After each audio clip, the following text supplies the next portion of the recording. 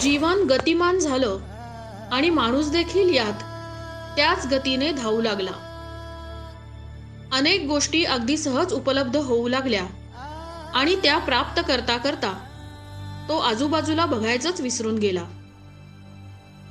मी, माझं आणि मला या पलीकडेही काही आहे या विचारापासूनच तो दूर जाऊ लागला. सभोवताली एक जग आहे आणि तो त्याच जगाचा एक भाग आहे हा विचार देखील तितक्याच गतीने कोसो दूर गेला. समाजाला आपण काहीतरी देणं लागतो आणि या समाजाला आपण काहीतरी दिलं पाहिजे. दीन दुबळे, वंचित, अंध, अपंग, कातकरी आणि आदिवासी आपल्यासारखे ते जीवन जगू शकत नाहीत. सर्वसामान्यांसारखं जीवन जगू शकत नाहीत. माणुसकीपासून दुरावलेल्या माणसाला पुन्हा समाजात आणण्याचं कार्य परमपूज्य सद्गुरुनाथ श्री काका महाराज गेली 43 वर्ष करत आहेत. माणसातच ईश्वर बघावा ही शिकवण ते नेहमी देतात. म्हणून अध्यात्माला समाजकार्याची जोड देत मानव सेवा हीच ईश्वर सेवा हे सद्गुरूंचे शब्दच ब्रीदवाक्य ठेवून 5 मे 2009 रोजी श्री सद्गुरूंच्या आज्ञेने परमपूज्य सद्गुरुनाथ श्री काका महाराज श्री श्रीपाद अनंत वैद्य सेवा परिवार या न्यासाची स्थापना झाली आणि आज तागायत ही संस्था निराधारांना आधार, खचलेल्यांना दिलासा, गरजूंना सावली आणि सत्संगाच्या माध्यमातून अनेकांच्या आयुष्यात जीवनज्योत बनून कार्य करत आहे. परमपूज्य सद्गुरुनाथ श्री काका महाराज यांचं मार्गदर्शन आणि त्यांच्या विचारांची शिदोरी बरोबर घेऊनच संस्थेची वाटचाल सुरू आहे. आपल्या सेवा परिवारातर्फे काही सेवा द्यावे, काही त्यांच्या शिक्षणासाठी हातभार लावा, काही आरोग्य तपासणी करावी, त्यांना धान्य द्यावं, त्यांना कपडे द्यावे आणि हे देताना जो आनंद आपल्याला मिळतो हा आनंद बघायला आम्हा सेवा परिवाराच्या सदस्यांना आणि आम्हा सेवा परिवारातल्या भक्तांना शिकवलं असेल ते परमपूज्य सद्गुरुनाथ श्री काका महाराजांनी शिकवलं. आधार, दिलासा, सावली आणि जीवनज्योत या 4 खांबांवर संस्थेच्या कार्याची इमारत उभी आहे. संस्थेच्या कार्याचं विभाजन या 4 विभागात केलं जातं.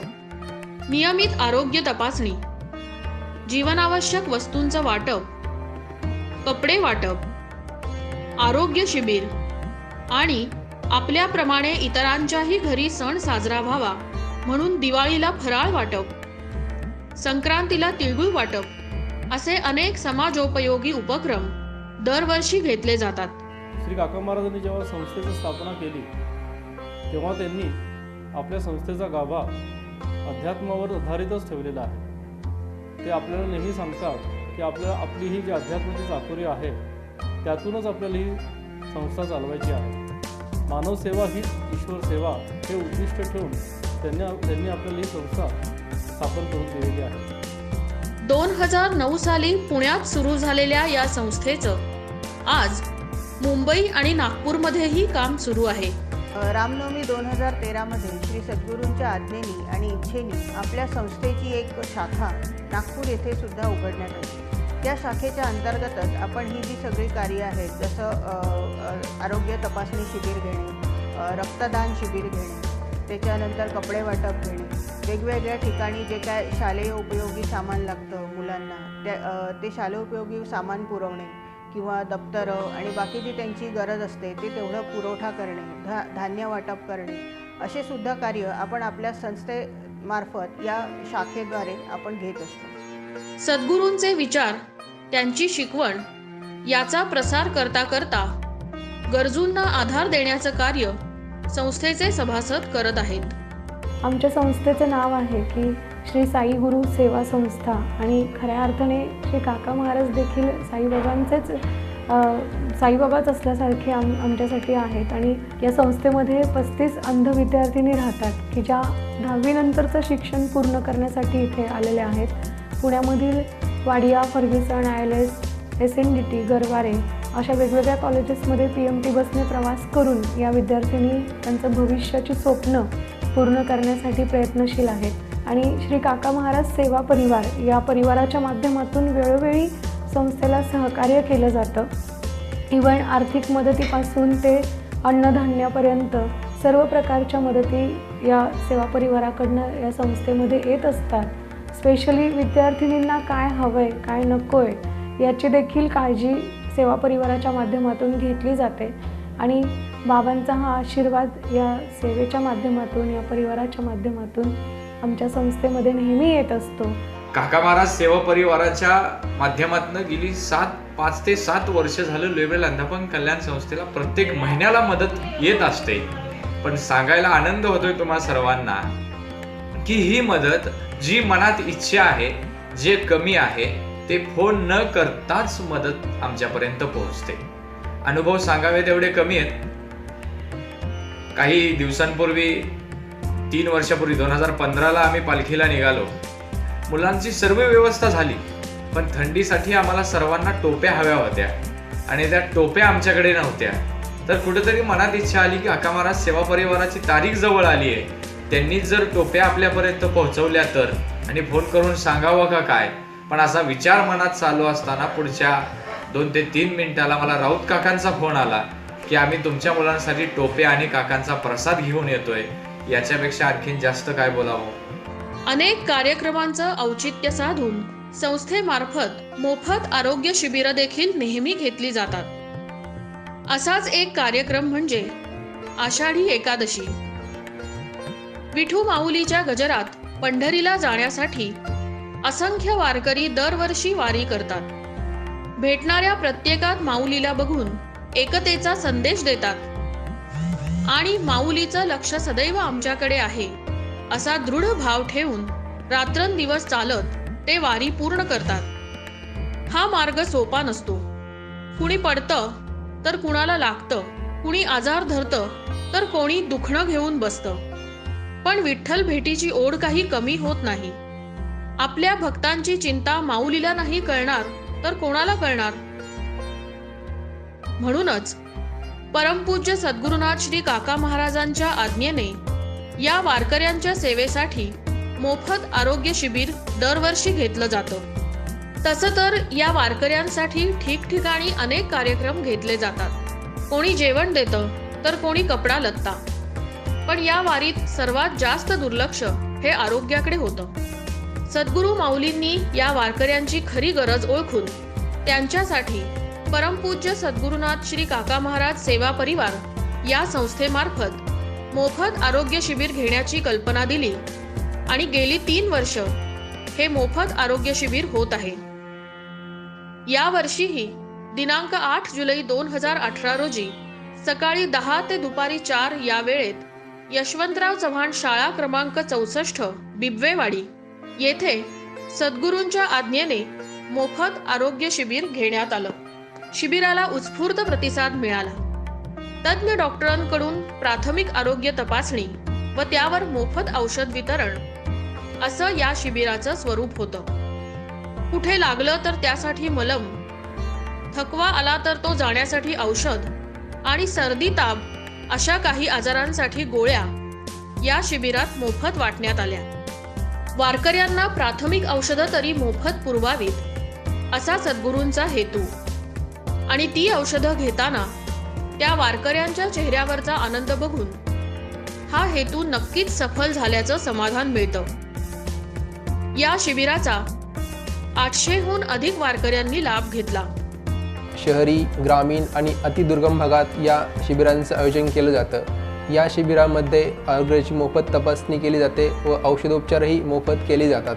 त्यामुळे बऱ्याचशा रुग्णांना या शिबिरांचा खूप फायदा होतो. जसे की आपण बघितलं असेल, वारकरी लोकांसाठी आपण शिबिर घेतो. आळंदी, देहू, दुर्गम भागात म्हणजे जसं की विंझाई, मान अशा ठिकाणी पण आपण हे आरोग्य शिबिरांचं आयोजन करतो. या शिबिरामुळे बऱ्याचशा ग्रामीण भागातील लोकांना, पेशंटना याचा खूप फायदा होतो. काका महाराज सेवा परिवारातर्फे आम्हाला या आरोग्य शिबिरामध्ये सेवा करण्याची जी संधी दिली आणि यापुढे अशी संधी मिळावी हीच एक काका महाराज चरणी एक प्रार्थना. आपले परमपूज्य सद्गुरू श्री काका महाराज यांच्या संकल्पनेतनं नागपूर हिवसेवाडा इथे रामनवमी 2013ला धर्मार्थ दवाखान्याची स्थापना झाली.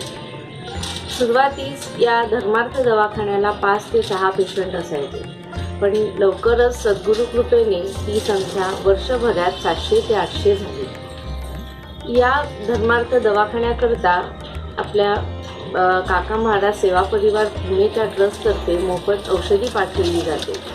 त्याचा बरेच रुग्ण लाभ घेतात. आमच्याकडनं आम्ही वर्षातनं काही कॅम्प्स अरेंज करतो जे निःशुल्क असतात. त्यात मॅक्झिमम फॅकल्टीज आम्ही बोलवण्याचा प्रयत्न करतो की रुग्णांना तेवढाच त्याचा बेनिफिट मिळेल. तसेच आम्ही कॅटरॅक्टच्या ऑपरेशनमध्ये म्हणजे जर निःशुल्क होत असतील तर तसं, किंवा मग कन्सेशनमध्ये NGOजला टायअप करून त्यांचे कॅटरॅक्ट ऑपरेशन करण्याचा प्रयत्न करतो. आपल्या संस्थेचा हा पहिला धर्मार्थ दवाखाना श्री सद्गुरूंच्या आज्ञेनुसार आणि त्यांच्या इच्छेने या दवाखान्याचे काम सुरू झाले. दर रविवारी संध्याकाळी 6 ते 7 हिवसेवाडा इथे सत्संग चालतो. त्या सत्संगानंतर 7 ते 9 या दरम्यान आपल्या धर्मार्थ दवाखान्याचे कार्य चालते. रविवारी जिथे असंख्य सगळे दवाखाने बंद असतात आणि लोकांना जेव्हा गरज पडते, एखादं पेशंट असतो, इमर्जन्सी असते, त्यांना जेव्हा एक दवाखाना मिळत नाही, वेळेवर औषधोपचार मिळत नाही, तर त्या लोकांना त्यावेळीसुद्धा औषधोपचार मिळावा म्हणून ही श्री सद्गुरूंची खेळीच म्हणावी लागेल. त्यानुसार आपल्या दर रविवारी संध्याकाळी 7 ते 9 या काळात हिवसेवाडा नागपूर येथे धर्मार्थ दवाखाना चालतो. प्रत्येक दिवशी साधारण 20 ते 25 पेशंट्सची तिथे तपासणी केलेली जाते.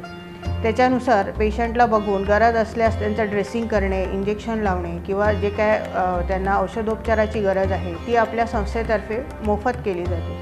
दुसरा एक उद्देश आपल्या काका महाराजांचा म्हणजे की तिथे येणाऱ्या लोकांना सत्संगाची सुद्धा गोडी लागावी.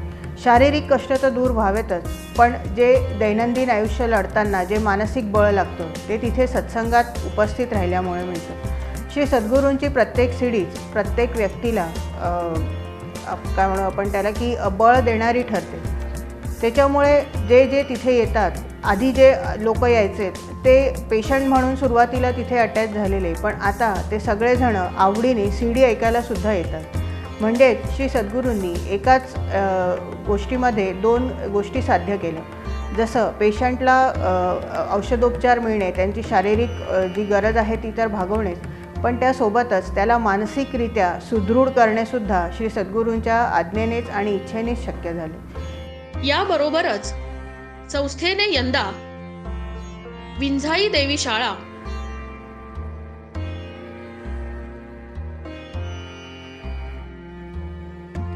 माणगाव,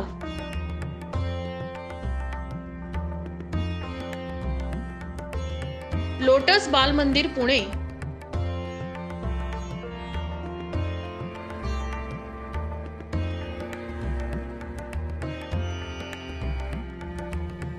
माले येथील शाळा,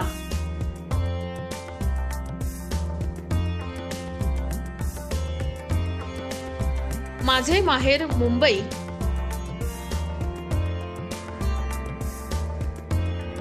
गणपती माथा पुणे या सर्व ठिकाणीही मोफत आरोग्य शिबिरं घेतली आहेत.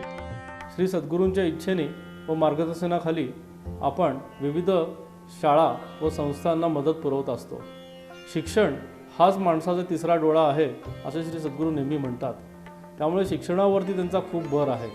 जास्तीत जास्त लोकांना म्हणजे जे दुर्गम भागामध्ये मुलं आहेत, आदिवासी कातकरी समाजातली जी मुलं आहेत, त्यांना खूप मदत मिळावी, त्यांना शिक्षण मिळावं असे श्री सद्गुरूंना खूप वाटतं. तर त्या अनुषंगाने आपण बऱ्याचशा संस्थांशी आपण जोडले गेलेलो आहोत आणि त्यांच्या इच्छेने त्यांच्या मार्गदर्शनाखाली आपण विविध उपक्रम तिथे राबवतो. त्यांच्याच मार्गदर्शनाखाली ताम्हिणी येथील विंझाईच्या शाळेत संस्था काम करत आहे. तामिळ आणि परिसरातला भाग हा सगळा दुर्गम भाग आहे. या भागातली मुलांना शिक्षण, माध्यमिक शिक्षण मिळत नव्हतं. हा खरा त्याच्यातला एक अडचण होती, एक शैक्षणिक मोठी समस्या होती आणि ही समस्या संस्थे सह्याद्री शहर मंडळाच्या माध्यमातून भरून काढण्याचा संस्थेने प्रयत्न केलेला आहे. लोकांची त्या ठिकाणची सामाजिक परिस्थिती ही गरिबीची आहे. म्हणजे पालक आपल्याला पैसे देऊ शकत नाही, म्हणजे काही वस्तू घ्यायची असेल किंवा शैक्षणिक काही साहित्य असेल तर त्यांच्याकडे पालक मुळात ती पाठवतच नाहीत, कारण त्यांच्याकडे वह्या पुस्तकाला पैसे नाहीत. आपल्या संस्थेने गोरे सरांचं हे काम पाहिलं आणि शाळेच्या प्रयोगशाळेसाठी लागणारं सर्व साहित्य संस्थेमार्फत देण्यात आलं व तिथे एक सुसज्ज प्रयोगशाळा उभी केली. परमपूज्य काका महाराज सेवा परिवाराच्या वतीनं आम्हाला गेली 7-8 वर्ष अत्यंत चांगला सहभाग या ठिकाणी मिळतोय. काका महाराजांनी या ठिकाणी स्वतः प्रत्यक्ष त्या ठिकाणी अनेक वेळा भेटी दिलेल्या, अनेक प्रकारचं मार्गदर्शन केलेलं आहे की मुलांच्या ज्या पिशव्या होत्या, म्हणजे ठेवायचं जे त्यांचं साहित्य होतं ते इतरत्र असं पडायचं किंवा पिशवीमध्ये भरून ठेवायचं.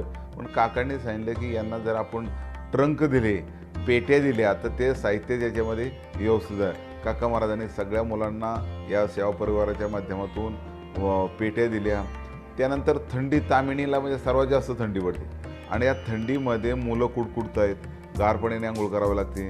मग सर्वात महत्त्वाचं त्यांनी काय केलं की कानटोप्या, गरम स्वेटर ही या परिवाराच्या माध्यमातून मिळाली. त्यानंतर अन्नधान्य असेल, ते म्हणजे धान्य असेल, इथं पुण्यामध्ये गोळा करायचं, मग ते स्वतः घेऊन येणार किंवा मी स्वतः त्यांच्याकडून कलेक्ट करणार. मग त्याच्यामध्ये डाळी असतील, काही कडधान्य असेल किंवा इतर काही तांदूळ असेल, ह्या दर महिन्याला, दर वर्षाला काही बटाटे असतील, अशा पद्धतीने आम्हाला ते मदत करते. त्याचप्रमाणे संस्थेचे सभासद प्राध्यापक डॉक्टर अभिजित केळकर हे संस्थेमार्फत तेथील मुलांना शिक्षणातून निर्माण होणाऱ्या संधी, शिक्षणाचं महत्त्व, अभ्यासाचं नियोजन इत्यादी विविध विषयांवर नेहमी मार्गदर्शन करतात. यावर्षीही दिनांक 4 ऑगस्ट रोजी त्यांचं या विंझाई देवी शाळेत व्याख्यान झालं. हे असं व्यक्तिमत्व विकास शिबिर संस्था दरवर्षी शाळेत आयोजित करते. याबरोबरच संस्था शालेय साहित्याचं वाटप नियमितपणे करत आलेली आहे. श्री क्षेत्र चापडी, मोहिते वस्ती माण व नागपूर येथे मुलांना वह्या, पुस्तकं व इतर शालेय साहित्याचं वाटप यंदाही करण्यात आलं. माणगावमध्ये चापडी येथील आदिवासी पाड्यातील मुलांना अंगणवाडीमध्ये येण्यासाठी बरीच पायपीट करावी लागत आहे. हे सद्गुरूंनी पाहिलं आणि संस्थेमार्फत त्या मुलांना दिनांक 14 जानेवारी रोजी सायकलींचं वाटप करण्यात आलं. भुकेल्यासी द्या अन्न, गरजूचं द्या उचित धन, किडा मुंगी फूल पान, यातील ईश्वर ओळखा. या सद्गुरूंच्या नित्यपाठातील ओळींचं सतत स्मरण ठेवत संस्था सर्व पातळींवर सेवा देण्याचं काम करत आहे. याचाच एक भाग म्हणजे लोणावळ्याजवळील फणसराई हा आदिवासी पाडा. हा अतिशय दुर्गम भाग, जिथे शासनाच्या देखील जास्त सेवा पोहोचलेल्या नाहीत. तिथे आपली संस्था गेली जवळजवळ 9 वर्ष काम करत आहे. आणि या पाड्यावरती 7 गवताची घरं होती, जी सद्गुरूंच्या संपर्कातल्या लोकांनी सद्गुरूंना दाखवून दिली आणि सद्गुरूंनी तिथे काम करायचं ठरवलं. प्रथम आपण त्या ठिकाणी लोखंडाची, पत्र्याची घरं आपण बांधून दिली. या पत्र्यांच्या घरामध्ये त्यांना कायमचा ओटा बांधून दिल्यामुळे त्यांच्या घरामध्ये त्यांना एक कायमचा आसरा झाला की ऊन, वारा, पाऊस याच्यापासून त्यांचं रक्षण झालं. पहिल्यांदा आपण त्या आदिवासी पाड्यावरती चकली, लाडू, चिवडा, शंकरपाळी घेऊन गेलो होतो आणि आपल्या महिला वर्गांनी तिथे त्यांना स्वच्छतेच्या बाबतीमध्ये, शिक्षणाच्या बाबतीमध्ये अनेक प्रकारचं त्यांना सांगितलं. तर त्या आदिवासी लोकांच्या ज्या केशरचना होती ती त्याच्यामध्ये तेल न लावणं, अस्वच्छता, आंघोळ न करणं, कपडे न चांगले घातलेले, म्हणजे फाटले असले तरी चालतील पण ते स्वच्छ असणं, असे काय प्रकार त्यांचे नव्हते. मग आपल्या मंदिरातील ज्या महिला वर्ग आहेत, मोहिते काकू आहेत, जाना काकू आहेत, त्यानंतर वग्गा काकू आहेत, त्यांनी आपण ज्या सुगंधी तेल नेलं होतं, सुगंधी साबण नेलं होतं, त्यांना त्यांच्या पद्धतीने पण आपल्या पद्धतीने त्यांना स्वच्छ केलं. त्यांना तेल कसं लावायचं शिकवलं. त्यांना कंगवा किंवा फेनी कशी विंचरायची, केस कशी विंचरायची हे शिकवलं. आणि त्यामुळे सातत्याने आपण तिथे जाऊन त्यांच्या समाजरचनेमधले त्यांची स्वच्छता असेल, त्यांचं जीवनमान असेल, हे सुधारण्याचा प्रयत्न त्यांनी केला आणि आपण तो शिकवला आणि तो सद्गुरूंच्या शिकवणीतनं शिकवला. हे सगळ्यात महत्त्वाचं आहे. याशिवाय धान्य, कपडे व इतर जीवनावश्यक वस्तूंचं वाटप देखील संस्था करते.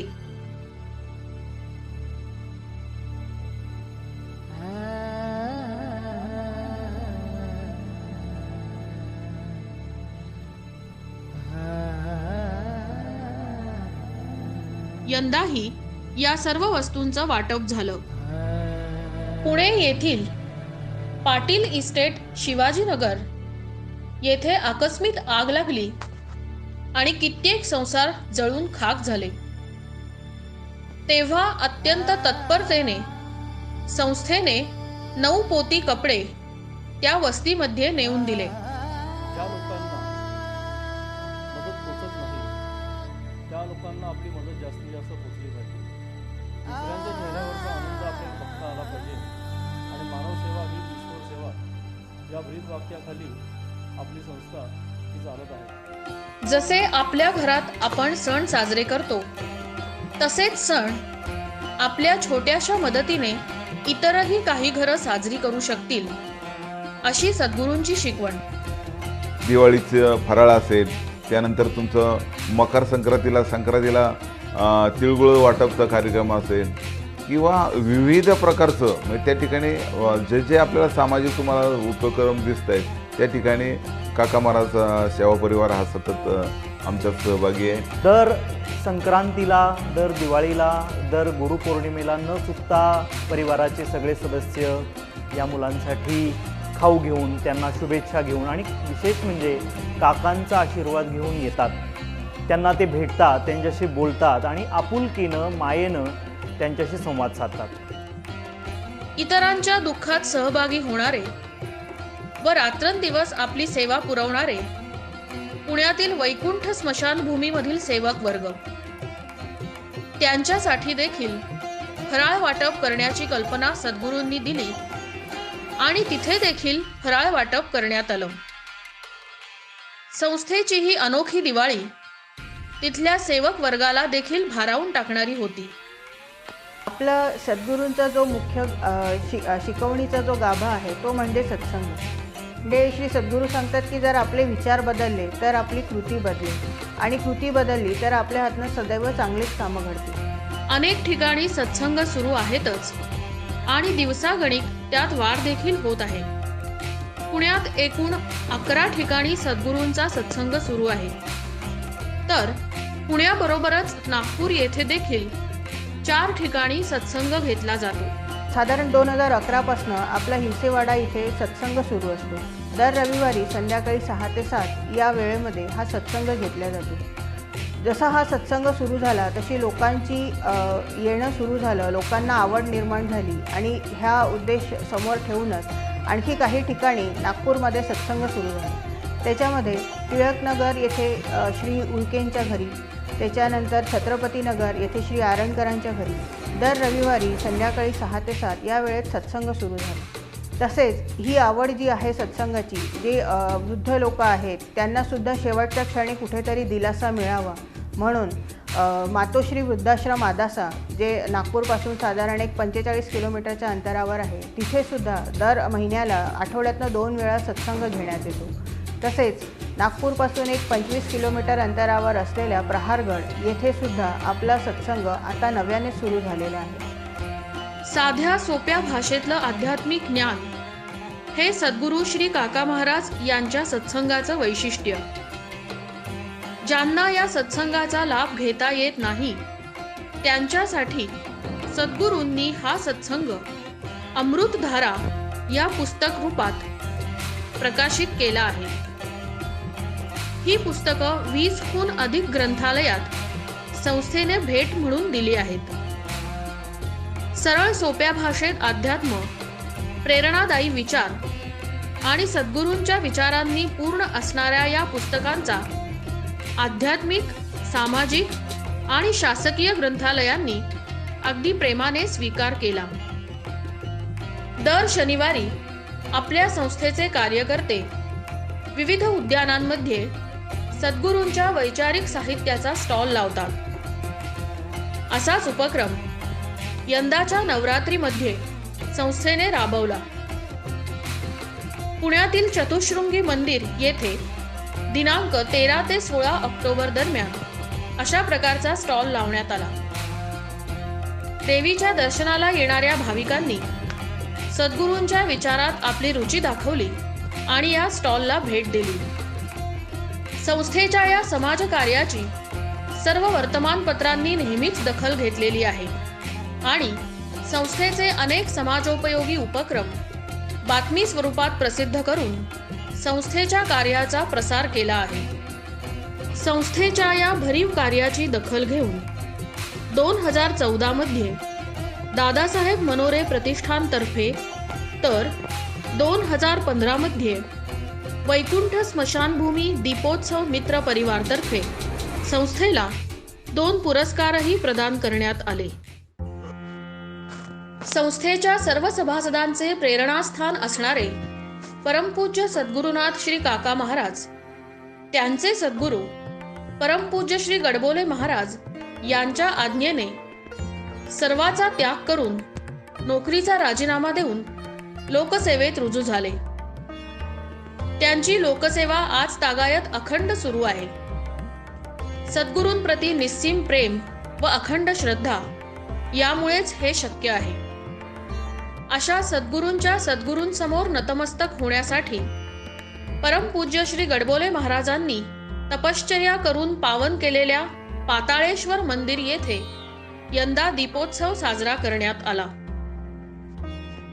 मानव सेवा हीच ईश्वर सेवा या 3 शब्दांच्या उदात्त विचारावर सुरू झालेली ही संस्था आज दशक पूर्तीकडे वाटचाल करत आहे. परमपूज्य सद्गुरुनाथ श्री काका महाराज यांचं मार्गदर्शन आणि दूरदृष्टी यामुळेच या टप्प्यापर्यंत पोहोचणं शक्य झालं आहे.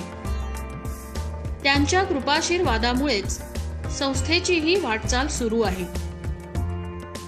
जीवन कितीही गतिमान झालं तरी समाजातील प्रत्येक गरजवंतासाठी संस्था नेहमीच थांबलेली आहे. त्यांच्यासाठी परमपूज्य सद्गुरुनाथ श्री काका महाराजांची ही संस्था नेहमीच कार्यरत राहील. जय साईराम.